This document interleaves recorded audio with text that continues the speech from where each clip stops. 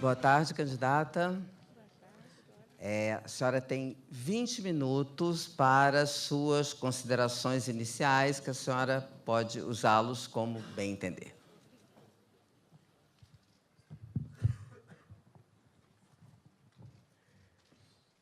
Boa tarde a todos e a todas. Em primeiro lugar, eu quero agradecer a Deus por estarmos aqui, agradeço a CNA pela oportunidade que me dá para dialogar com os senhores e senhoras. Temos, sim, algumas senhoras, que bom. Acho que é um momento importante da história do nosso país. Estamos vivendo uma profunda crise econômica, social. Ah, o Roberto está ali. Que bom, Roberto. Bom te ver. Nosso ex-ministro da Agricultura, trabalhamos juntos quando eu era ministra e ele ministro da Agricultura. Geralmente as pessoas olhavam apenas as nossas pequenas divergências e não davam tanto lume às nossas muitas convergências, não era, Roberto? Mas estamos vivendo um momento difícil da história política, econômica e social do nosso país, que se configura numa profunda crise de valores. E acho que está diante de um setor que representa 44% das nossas exportações, que tem uma contribuição enorme na geração de emprego, de renda, na produção do nosso país. É uma oportunidade muito grande. Nós não estamos na situação em que estamos em função de termos passado por uma guerra, por um terremoto, por um maremoto. Nós estamos vivendo essa profunda crise em função de erros políticos. Eu sei que aqui eu tenho pessoas com capacidade técnica e gerencial, com conhecimento no gerenciamento de seus negócios e, com certeza, trabalham com avaliação de risco, sobretudo num setor em que ficam tão vulneráveis a situações associadas a acidentes naturais, além de outros. Mas o risco político não foi medido no nosso país. E, infelizmente, o risco político nos causou grandes prejuízos. Nós éramos o país do pleno emprego e agora temos 13 milhões de desempregados. Nós nos orgulhávamos de ter tirado mais de 40 milhões de pessoas da pobreza e agora devolvemos essas pessoas à pobreza.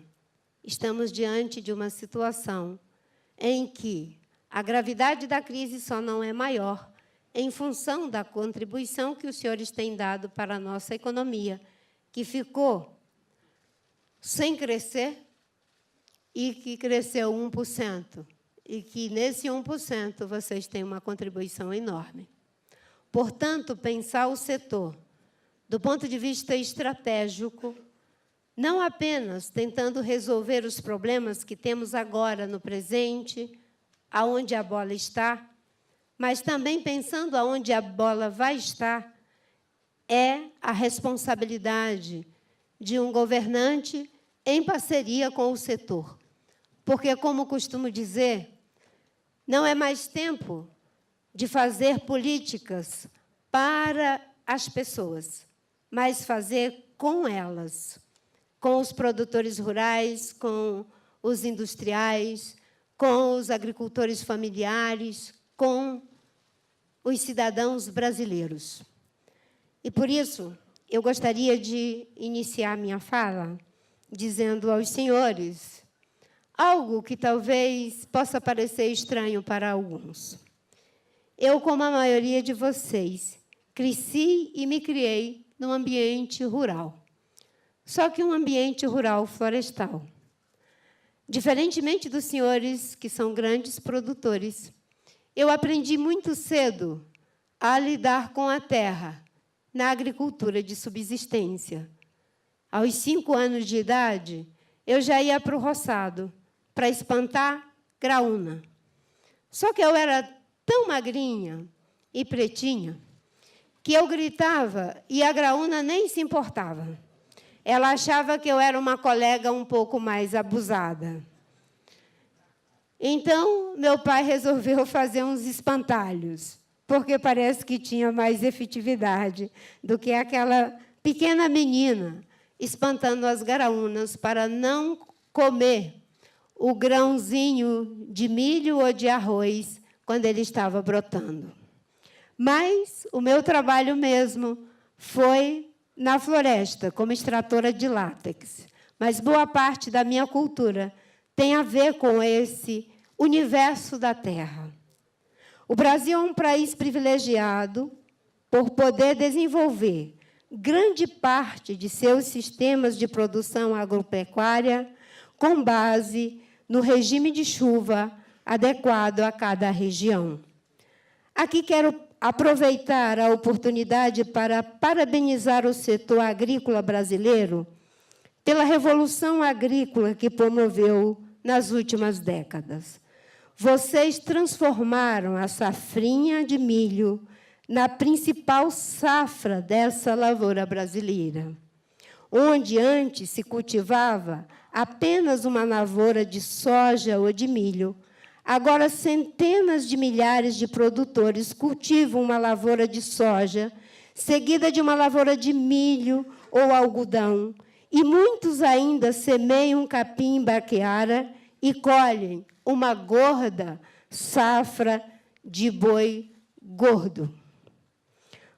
Isso foi incrível e reafirma a minha convicção de que os produtores brasileiros estão maduros para fazer a transição definitiva de uma agricultura extensiva e de baixa produtividade para uma agropecuária produtiva, competitiva e sustentável do ponto de vista econômico, social e ambiental.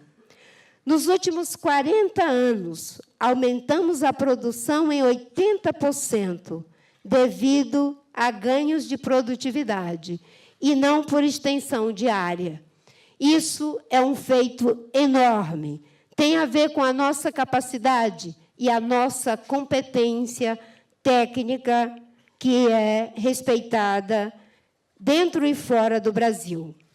No entanto, atualmente existe oportunidade de ampliar essa escala da produtividade atual por meio de tecnologias já disponíveis e em uso por parte de alguns produtores. O Brasil possuía, em 2016, um rebanho bovino de 218 milhões de cabeças em uma área de pastagem de pouco mais de 173 milhões de hectares. Isso representa cerca de 1,26 cabeças de gado em um hectare. Entretanto, existem produtores criando 2,5 e até 4 cabeças de gado na mesma área, e isso é um ganho enorme, que já acontece na prática e de que pode ser expandido para o conjunto da produção pecuária brasileira. Ora, se nós conseguirmos ampliar a adoção dessas tecnologias de boas práticas de produção e, com isso, dobrarmos para 2,52 cabeças de gado nessa mesma área de 1 hectare, seria possível criar um rebanho de 250 milhões de cabeças de gado em apenas 100 milhões de hectares de pastagem e ainda liberar 73 milhões de hectares para ampliar a produção de alimento na faixa de biocombustíveis e fibras, para a recuperação do passivo ambiental e de reservas legais e de áreas de preservação permanente. Eu sou uma mulher de fé, e no universo simbólico das pessoas de fé, se trabalha com a ideia da multiplicação dos peixes. Tem, inclusive, um lindo sermão do padre Antônio Vieira, que é muito oportuno para esse momento que o Brasil está vivendo, o sermão aos peixes. É recomendável, sobretudo para nós, os políticos. E o mais importante é que, nesse momento, aumentando produção por ganho de produtividade, a gente pode fazer a multiplicação da terra. Porque quando a gente usa de forma inteligente e com sabedoria, a gente libera mais área para outro uso. Isso significa assistência técnica, isso capacidade de ofertar crédito, apoio para que os agricultores possam fazer aquilo que eles sabem fazer. O problema é que existe grande desigualdade entre os produtores. No caso, o conhecimento que já é disponível para muitos ainda não é para todos. E nós precisamos ajudar a que esses agricultores que ainda não têm acesso à tecnologia possam tê-la. O Censo Agropecuário do IBGE tem retratado repetidamente essa desigualdade. Dos pouco mais de 5 milhões de produtores, quase 3 milhões vivem na pobreza ou extrema pobreza. O suporte para esses é um imperativo ético, antes de ser uma necessidade técnica. No nosso governo, nós vamos trabalhar com muita força para transformar essa triste realidade. Segundo o Censo Agropecuário de 2017, apenas 20% dos produtores declararam receber assistência técnica. Notem, só 20% do universo dos produtores declararam receber assistência técnica. Mas a situação é ainda mais vexatória quando olhamos para as desigualdades regionais. Na região sul, com os melhores indicadores socioeconômicos do Brasil, 49% dos produtores declararam receber algum tipo de assistência técnica. Na minha região, região norte, na região nordeste, nós temos uma vergonhosa situação em que apenas 10% dos produtores do Nordeste e 7% dos produtores do Norte recebem assistência técnica. Ainda bem que, como dizia o psicanalista Mário Aletti, o homem aprendeu a usar a força do vento em benefício próprio bem antes de descobrir sobre as leis da dinâmica eólica. E muita gente, mesmo sem assistência técnica, mesmo sem suporte do governo, adquiriram conhecimentos associados à terra, ao regime de chuvas, às pragas, e conseguem produzir, apesar dos governos, porque nós somos capazes de usar a força do vento antes de saber sobre as leis da dinâmica eólica. E é isso que essa maioria faz, produzindo, sendo os responsáveis pela maior quantidade, os pequenos agricultores, pela alimentação dos brasileiros. Nós queremos ampliar as ações do zoneamento de risco climático como base para uma nova discussão sobre o seguro agrícola, que no Brasil ainda deixa muito a desejar. É fundamental proteger os agricultores tanto das catástrofes naturais como de situação de risco à sua produtividade e à sua lucratividade. Eu desejo construir isso com vocês, mas desejo também que esse benefício alcance os pequenos e médios produtores, os quais, muitas vezes, além das perdas econômicas, têm sua própria segurança alimentar prejudicada. Também desejamos ampliar o uso de outros tipos de zoneamento que contribuam para conciliar a ampliação da produtividade e a produção agropecuária, reduzindo prejuízos econômicos e sociais para os produtores e a degradação ambiental. Tive a oportunidade de fazer o dever de casa antes de conversar com os senhores. Eu visitei uma pequena propriedade lá em São Paulo, na comunidade de Parelheiros. Eram pequenos agricultores orgânicos, com alta produtividade. Mas também fui numa propriedade de porte maior, na Fazenda Santa Brígida, e pude ver que o uso das tecnologias disponíveis pela Embrapa são capazes de fazer milagre. Uma mulher, viúva, dentista, que muitos a subestimaram, conseguiu transformar uma propriedade improdutiva numa propriedade altamente produtiva, a dona Marise. Ela me relatou que antes produzia 60 sacas, Roberto, por hectare. Com as tecnologias de plantio direto, agricultura, lavoura, pecuária, agricultura, lavoura, floresta, ela hoje produz 200 sacas por hectare. E é maravilhoso. Antes, ela tinha apenas 6 funcionários, com dificuldade. Hoje, ela tem 20 funcionários orgulhosos, com carteira assinada, que têm orgulho de trabalhar na fazenda. Isso é a sustentabilidade econômica, a sustentabilidade social, a sustentabilidade ambiental. Quando falam do agronegócio para mim, eu digo que o agronegócio não é homogêneo. Existem aqueles que já estão fazendo o dever de casa. Existem aqueles que estão desejando fazê-lo. E existem aqueles que não podem fazê-lo. E só uma minoria é que resiste às mudanças desse tempo.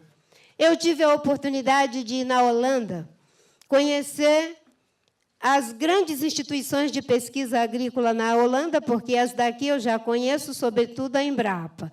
No Dia do Meio Ambiente, eu fiz questão de passar o dia todo na Embrapa Cerrado para conhecer o que está sendo feito para o bem do desenvolvimento sustentável na agricultura brasileira, em função do programa ABC, que é de agricultura de baixo carbono. Em função disso, eu sei que se coloca para todos nós o desafio de, sendo uma potência ambiental e sendo também uma potência agrícola, nós fazermos jus à potência que somos.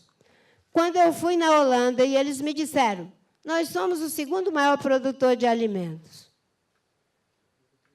O primeiro são os Estados Unidos. Eu digo, mas nós, o Brasil, é que temos que ser.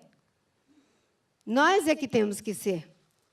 Mas eles fazem uma agricultura e uma pecuária altamente intensiva. Aqui não precisa ser altamente intensiva. Aqui pode ser uma pecuária, uma agricultura intensiva, semi-intensiva. E nós temos isso já acontecendo. Por isso que não há uma visão homogênea, nós temos que fazer o dever de casa e contar, inclusive, com a ajuda dos pioneiros.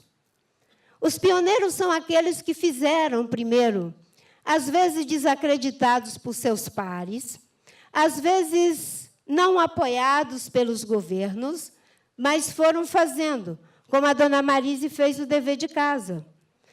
E os pioneiros, eles vão na frente sem saber se vai dar certo, sem saber se tem chuva, sem saber se os vizinhos são bons. Depois vêm os colonizadores. Os colonizadores, com justa razão, são pessoas muito objetivas, muito pragmáticas, e elas querem saber se tem água, se tem chuva, se os vizinhos são bons, se a terra é fértil.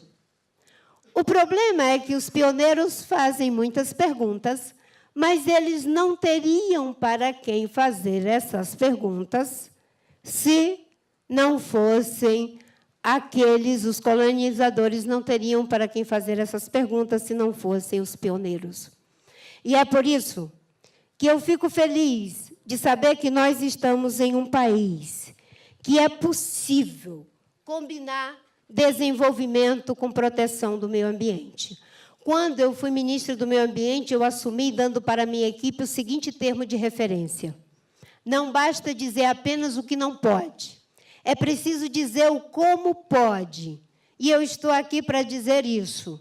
Não é uma questão apenas do que não pode, é o como pode. Nós aprovamos um Código Florestal e precisamos implementá-lo, cadastro ambiental rural. Nós precisamos fazer toda a recuperação das áreas degradadas, e é possível ter apoio, e vamos dar apoio para isso. Nós podemos gerar milhares e milhões de empregos recuperando as áreas degradadas. Nós podemos produzir energia a partir da agricultura, fazer zoneamento ecológico econômico, observando o problema da segurança alimentar e implementando o Renovabil para que o nosso país, além de ser uma potência agrícola, seja também uma potência energética. E isso é uma contribuição do setor rural brasileiro. Eu sei que os senhores têm muitas dúvidas em relação à minha pessoa. E eu até brinco, não precisam ter medo de mim. Não precisa. Quando a gente sabe o que está fazendo, aonde está pisando, fica mais fácil resolver os problemas. E eu tenho um bom exemplo. A transposição do São Francisco jamais seria feita se não fosse com uma ministra que tinha credibilidade e capacidade de mediação. Quando veio a crise dos nossos produtos, uma crise inédita, se não tivesse um ministro com capacidade naquela crise que você enfrentou, Roberto, com credibilidade, teria sido muito difícil para nós. Então, eu estou aqui para agradecer, já terminou o meu tempo, para debater com os senhores, na expectativa de que a gente possa, sim, apresentar, e já está no nosso programa, priorizar o seguro rural para garantir aqueles cuidados a que me referi, ampliar os recursos para a assistência técnica, garantir segurança jurídica, ter agilidade nos processos sem perda de qualidade, fazer com que o Brasil seja uma potência em produtividade, rentabilidade e sustentabilidade. Eu sempre fico muito frustrada quando os outros países me chamam para falar das ideias de sustentabilidade, produtividade e rentabilidade fora do Brasil. Eu fico feliz de poder conversar com os senhores aqui. Se for presidente da República, esse é o nosso compromisso. Não só dizer o que não pode ser feito, mas construir o como pode. Nós somos um país gigante pela própria natureza e chegou o momento de nos agigantarmos pela natureza das decisões que tomarmos. Muito obrigada.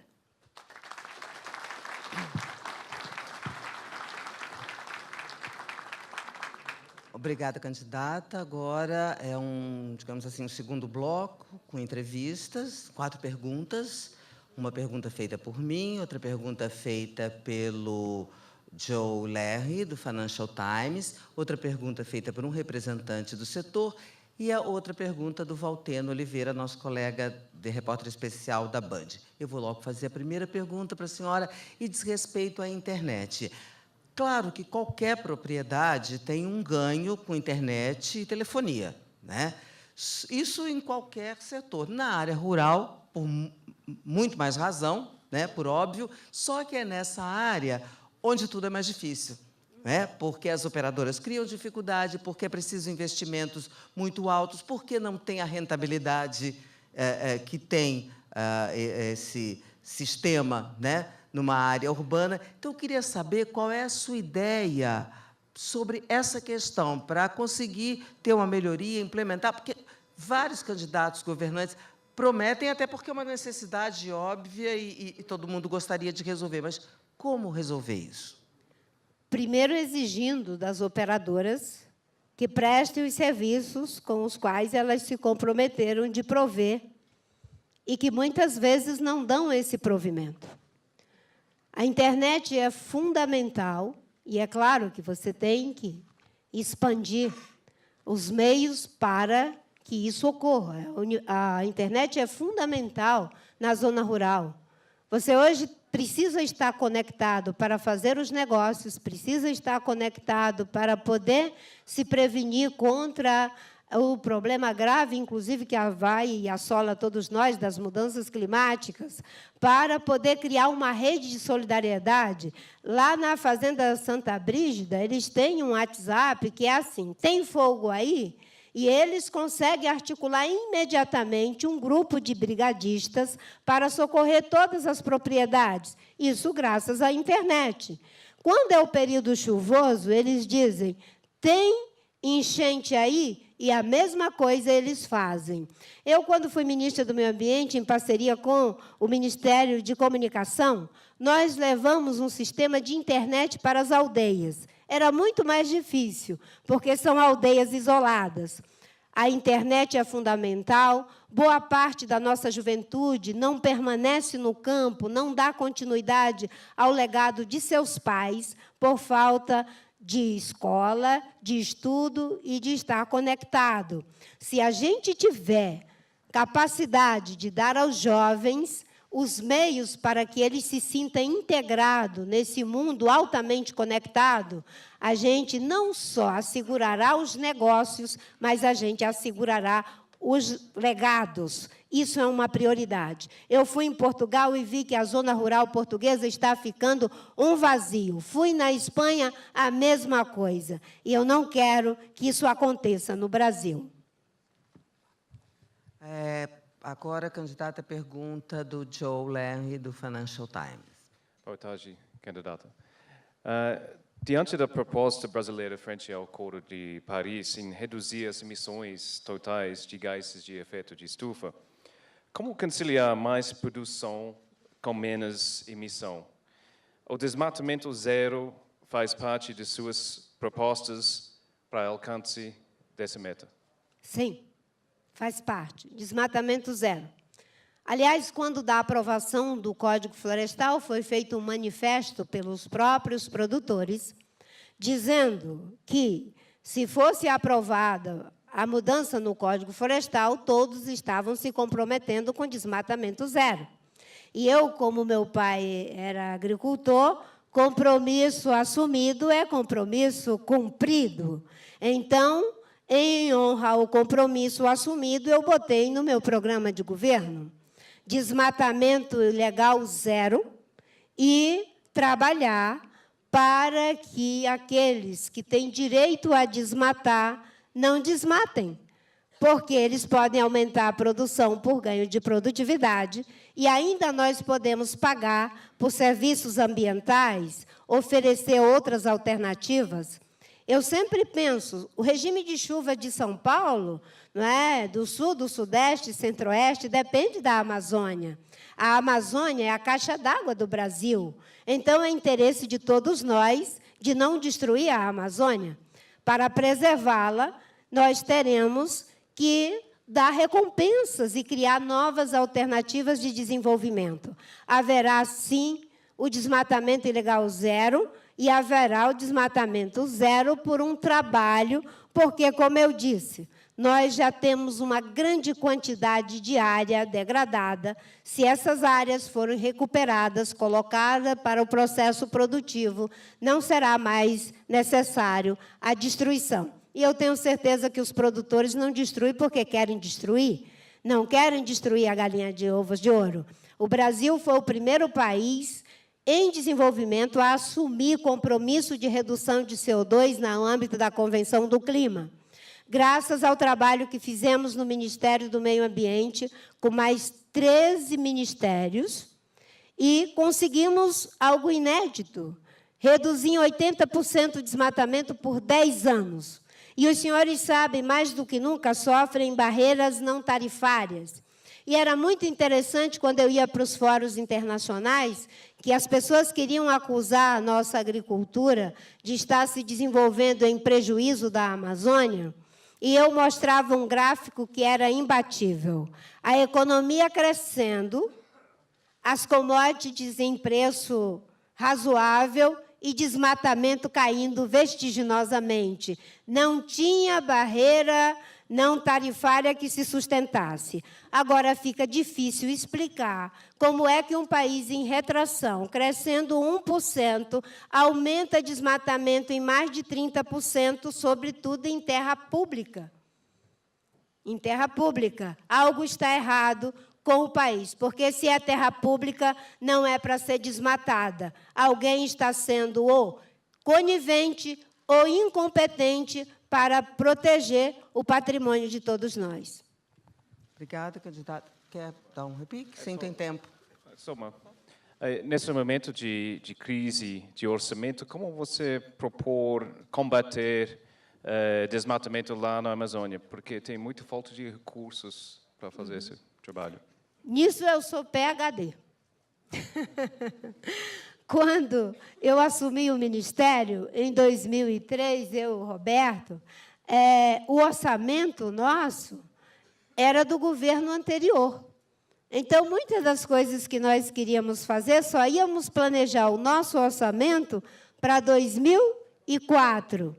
Então, o que eu fiz? Pensei o plano de combate ao desmatamento e ele orçou em 400 milhões. Na época, o meu orçamento era em torno de 600 milhões. 400 milhões eu ia ficar com nada para o Ministério. E o pessoal da área da Fazenda dizia, não tem viabilidade, Marina. E eu digo, não, vamos fazer um plano integrado. 13 ministérios, coordenado pela Casa Civil, que é quem tinha poder de convocação, e eu e a minha equipe com uma coordenação executiva. Olha, nós precisamos só de 30 milhões. Os outros vieram dos outros 13 ministérios, inclusive da Agricultura, que ajudava também. Então, o sistema de monitoramento por satélite em tempo real já estava no Ministério de Ciência e Tecnologia. Era só usar a mesma base do satélite e criar o sistema. A logística, que era complicada, o COTÉ do Ministério do Exército me dava o suporte logístico. E sem fazer barulho, sem ficar fazendo performance, usando o Exército Brasileiro como se fosse o posto Ipiranga da incompetência dos políticos. O Exército fazia de forma discreta, cumprindo a sua função constitucional de proteger a Amazônia. Usávamos os recursos do Ministério do Desenvolvimento Agrário e todos os demais. Resultado, fizemos a multiplicação do orçamento. Então, tem dinheiro sim. Quando se tem o compromisso ético, a gente consegue os recursos, porque boa parte das coisas não se faz por falta de decisão política, compromisso ético. E eu ainda fiz algo bem ousado, colocar todas as informações do desmatamento disponível para a sociedade. O governo ficou empavorosa. E o que eu fiz? Eles disseram, você é louca, o mundo todo vai ver que o desmatamento está acontecendo. Eu digo, eu quero ser constrangida eticamente. Eu quero que a sociedade brasileira, que o povo inteiro saiba que, naquele momento, na Terra do Meio, tem 700 hectares de floresta sendo destruída em terra pública. Constrangimento ético. A gente precisa ser transparente para a sociedade poder nos ajudar a combater incompetência e corrupção. O melhor remédio contra a corrupção e incompetência chama-se transparência, porque a gente é constrangido a ter que fazer. De repente, o dinheiro apareceu. Obrigada, candidata. Agora a pergunta vem de um dos representantes do setor, integrantes do palco. Por favor. Boa tarde, candidata Marina Silva. Eu sou Fernanda Gehlen, produtora rural. Como todos aqui sabemos, o Brasil é um grande produtor de alimento e, consequentemente, se destaca como um grande consumidor de defensivos agrícolas. Qual a tua proposta quanto ao uso desse insumo na atividade agrícola do país? Bem, tudo aquilo que estiver de acordo com as regras da Anvisa é o que está disponível. O que eu discordo é que a gente flexibilize regramentos.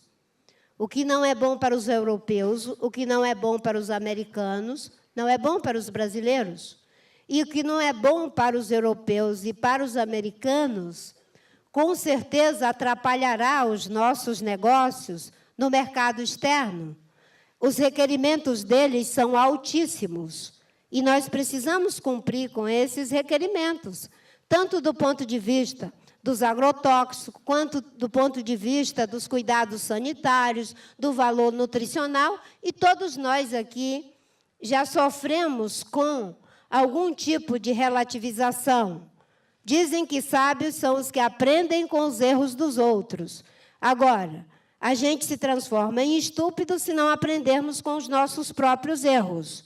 Então, nesse momento, eu sinto uma vontade enorme de todos de acertarem. Em relação à liberação, que há uma reclamação de que há uma demora para a liberação, sobretudo dos novos. Tem alguma verdade, mas a maior parte do problema não é bem assim. Hoje, no Brasil, nós só temos um caso que está aí para mais de 8 anos. A média no Brasil é de 1 ano, um pouco mais de 1 ano. Isso é mais veloz do que o que acontece na Europa. Qual é o nosso problema no Brasil? Falta de servidores. Nós temos apenas 22 servidores para fazer essas avaliações. Vocês sabem quantos existem nos Estados Unidos para fazer esses procedimentos? 800 funcionários de alta especialidade. A gente tem a mania de economizar tostões para investimentos que valem bilhões. Ter um quadro técnico eficiente, competente, com capacidade de resolutibilidade, não é custeio, é investimento. Então, a Anvisa, o IBAMA, precisam ser devidamente capacitados para ter agilidade sem perda de qualidade. E isso nós vamos fazer. Obrigada, candidata. Agora a pergunta é do repórter especial da Band, Valteno de Oliveira. Muito boa tarde, candidata. Eu vou Boa aproveitar tarde. a sua economia nas respostas e eu acho que posso fazer 2 perguntas. Ele quer que eu economize e faz 2 perguntas. Não, eu vi que na resposta da Dora só usou 2 minutos e meio. Aí eu ganhei 2 minutos e meio para mais uma pergunta. Pode ser, Dora?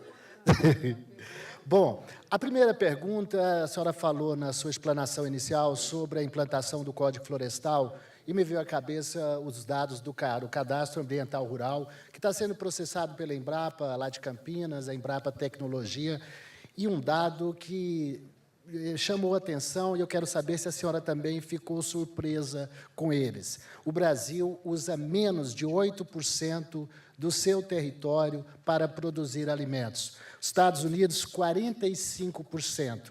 O Brasil preserva 66% das áreas de floresta, enquanto Estados Unidos, 19%.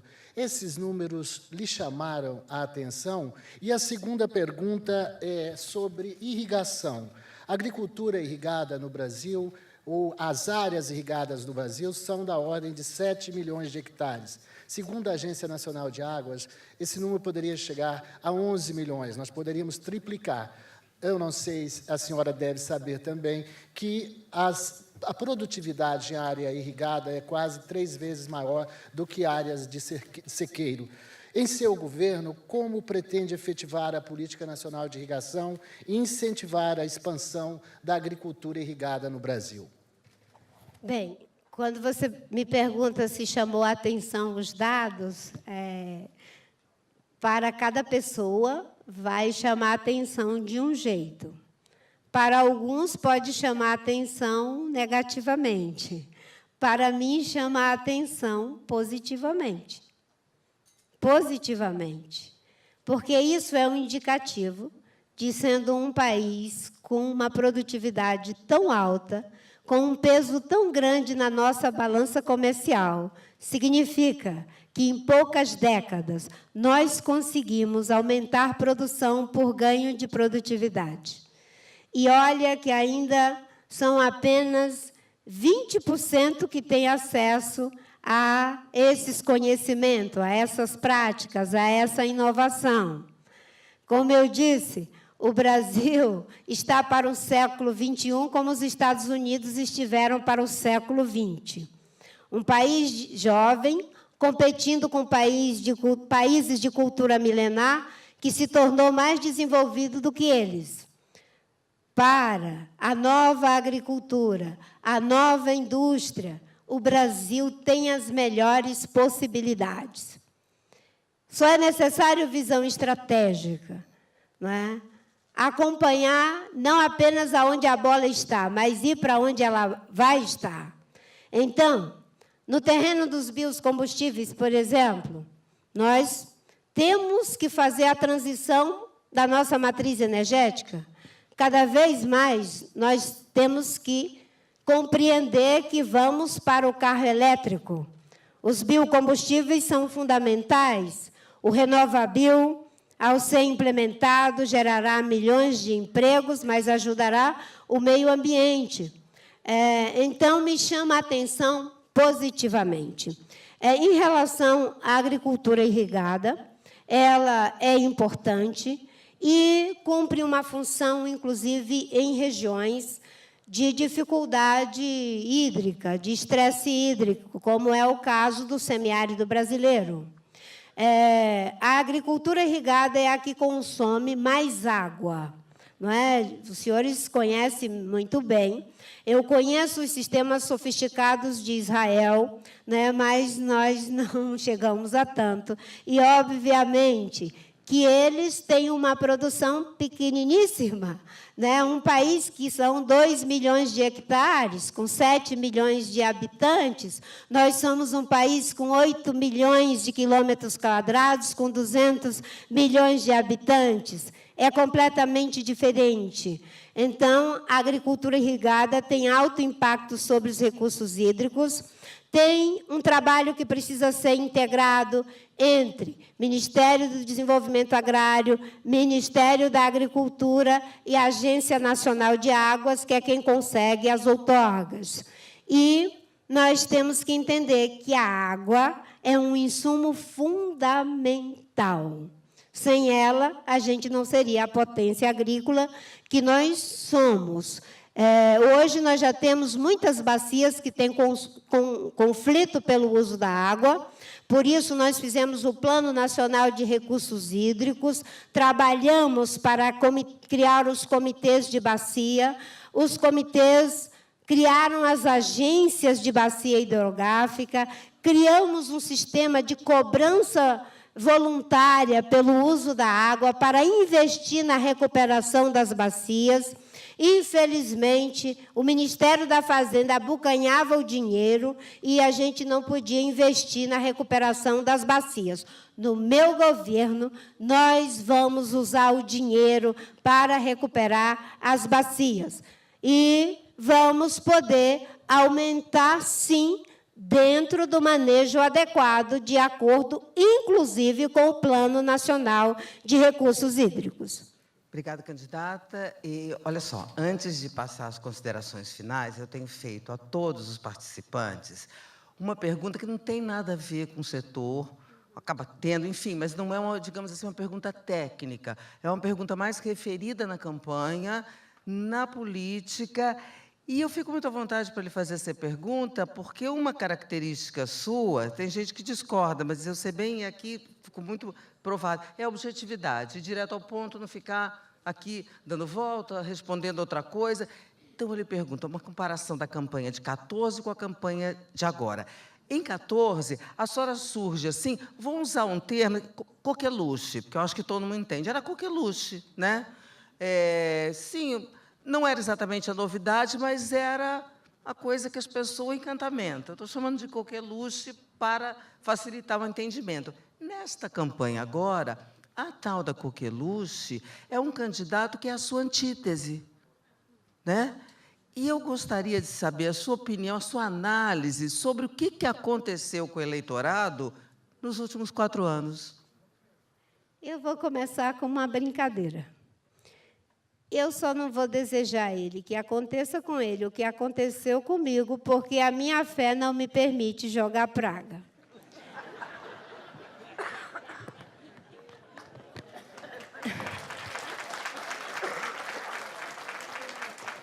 Mas eu te agradeço pela pergunta.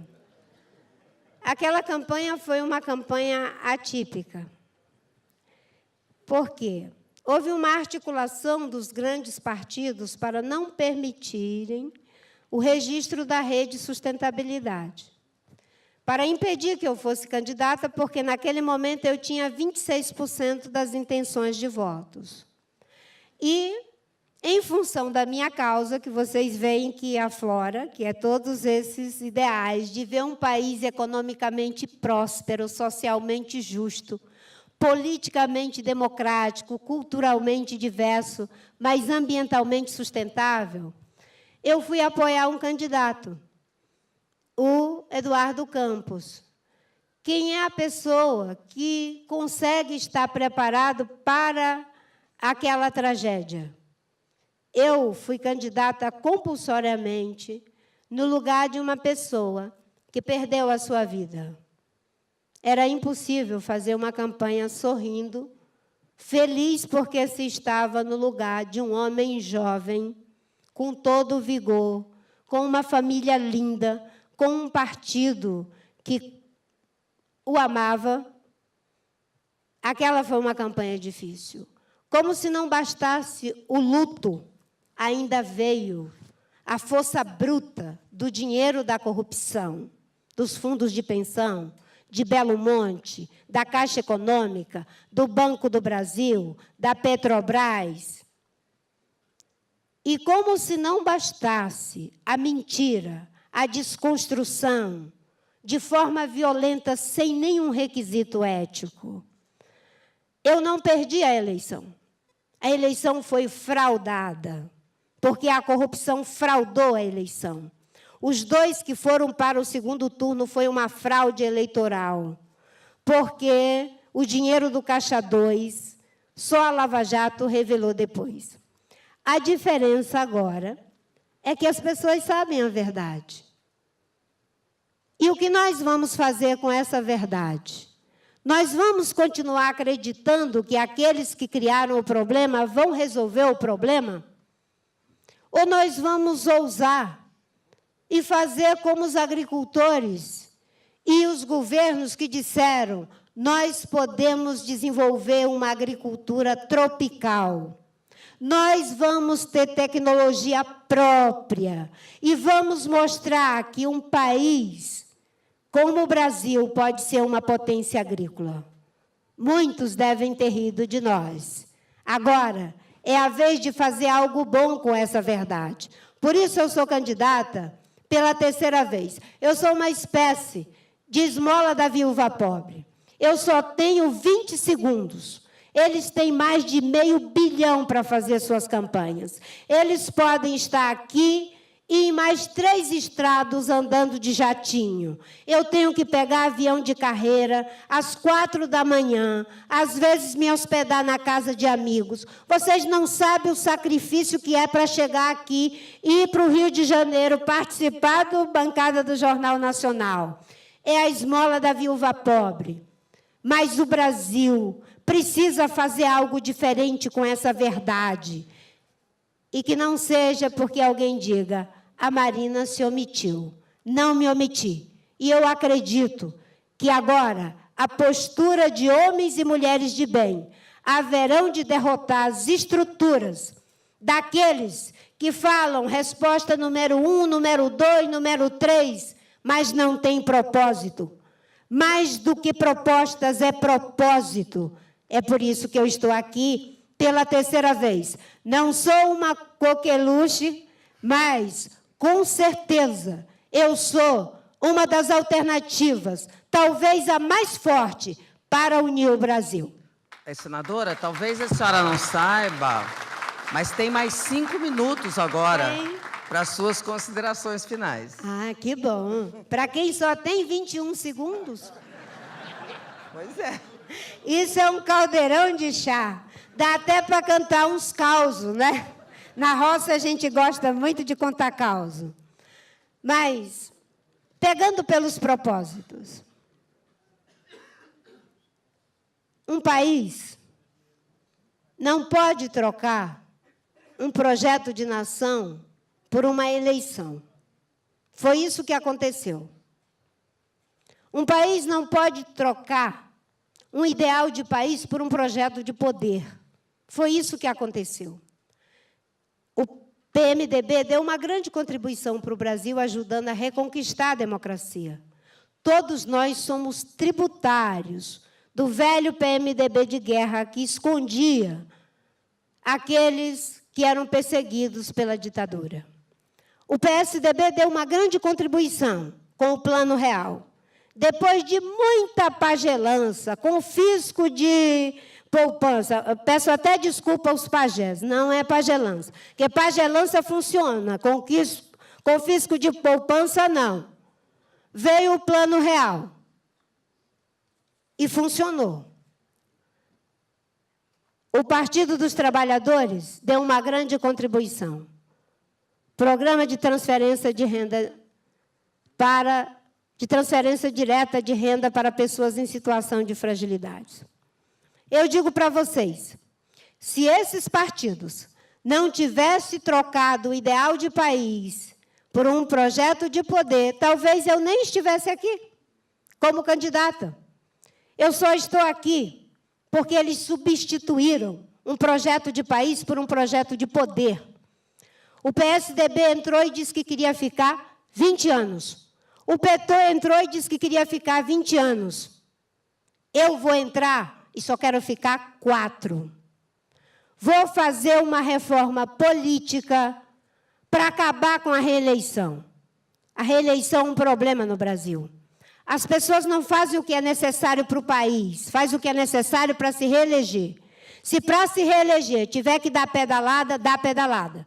Se para se reeleger tiver que maquiar a conta pública, maqueia as contas públicas. Se para se reeleger tiver que acabar com o emprego de 13 milhões de pessoas, maquiando a economia, controlando preços de forma artificial, foi isso que fizeram.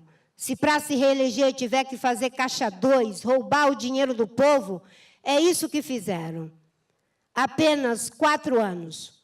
Política de longo prazo no curto prazo dos políticos. É isso que o Brasil precisa. Nesses 5 minutos, já só faltam 2. Eu quero dizer que nós estamos sendo convocados a dar uma resposta. Não é juntar as pessoas para ser contra. Eu não tenho preconceito com o legado do PSDB. Eu vou recuperar os fundamentos da política macroeconômica. Superávit primário, câmbio flutuante, com intervenção quando tiver necessidade para não flutuar demais. E vamos poder fazer com que esse país volte a crescer. Mas também temos que investir. As políticas sociais do PT eram muito boas. Vamos trabalhar para manter o Bolsa Família, mas educação de qualidade. Educação é o que gera igualdade de oportunidade. Eu não quero que as filhas do Bolsa Família virem mães do Bolsa Família. Eu sei o que a educação faz na vida de uma pessoa. Eu era analfabeta até os 16 anos. Fiz Mobral supletivo de 1º e 2º grau, 5 malárias, 3 hepatites, uma leishmaniose, uma contaminação por metais pesados. Minha mãe morreu, eu tinha 14 anos de idade. Ajudei meu pai a criar meus irmãos. Entrei por uma frestinha. Essa frestinha fez a diferença na minha vida. Eu não quero ver brasileiros, nem empresários, nem trabalhadores, nem índios, nem negros, nem mulheres passando por frestas. Eu quero ver as pessoas passando pela porta.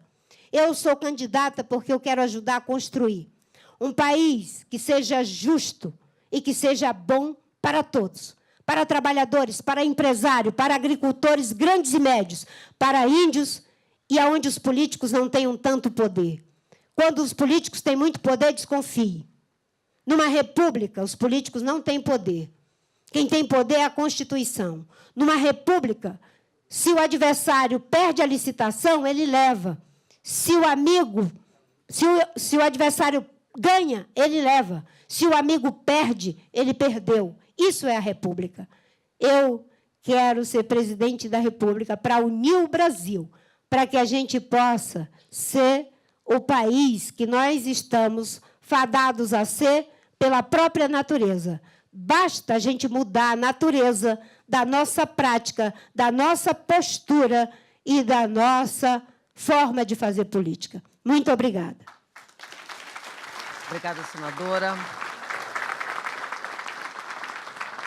Candidata, eu peço que a senhora permaneça no palco, porque a senhora vai receber das mãos do presidente da CNA, doutor João Martins, a agenda do setor para o futuro provável ou possível presidente, que é o documento O Futuro é Agro. E, em seguida, já emendando, o doutor João Martins vai fazer o encerramento do nosso evento. Muito obrigada a todos.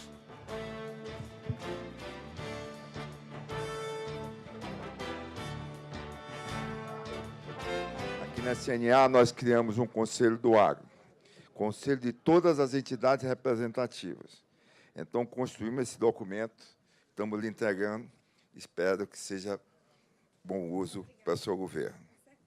E quero aproveitar, ainda como quando a candidata aqui, quero agradecer a todos pela presença nesse evento, dizer que democracia se faz assim, ouvindo todos, com educação, não só levando nossas mensagens, como também ouvindo mensagens dos candidatos. É assim que se faz democracia. É assim que a CNA trabalha. Obrigado.